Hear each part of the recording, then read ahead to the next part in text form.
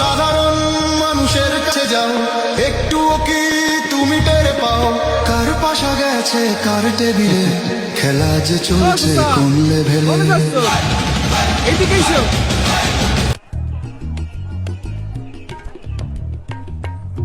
এইটা দেখে এম্বা করছো? না মানে দেখতে জানি কেমন লাগতেছে। আরে এটা তো বডিওল ক্যামেরা, তাই না কোন ভাই? বডিওল না, বডি ওর্ন ক্যামেরা। ওই একই কথা। তা এর যে কি করে? আমি তোমারে বুঝাই, দাঁড়াও। এইটা দিয়ে ভোট কেন্দ্রে কিডা আসতেছে কিডা যাচ্ছে সব দেখা যাবে। আবার ধরো ইলেকশনের দিন কেউ ঝামেলা করতে চাইলো, সাথে সাথে বডি অন ক্যামেরার SOS বাটনটা সব দিলি, তখনই কন্ট্রোল রুমের যে মনিটর আছে সেখানে এই ক্যামেরার ছবি সবার সামনে ভাইসে উঠবি।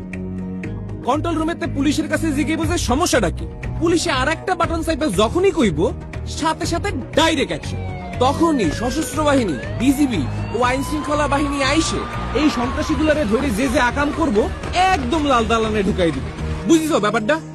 মানে আগের মতো কেউ আকাম করে পার পাবি না। চাচা, আগের দিন কি আর আছে? আমি দামিয়ার লাইলাতুল ইলেকশনের দিন শেষ। চলো ভোটটা দিয়ে আসি। চলো চলো। আপনার নিরাপদ ভোট প্রদানে আপনার পাশে সার্বক্ষণিক নিরাপত্তায় আছে সশস্ত্র বাহিনী, বিজিবি ও আইন শৃঙ্খলা বাহিনী। শান্তিপূর্ণ ও সুষ্ঠু ভোট প্রদানে পুলিশ বাহিনীর বডিওন ক্যামেরা ও ভোট কেন্দ্রের সিসিটিভি ক্যামেরায় সার্বক্ষণিক নজরদারিতে এবং নিরাপত্তার চাদরে বেষ্টিত থাকবে প্রত্যেকটি ভোট কেন্দ্র।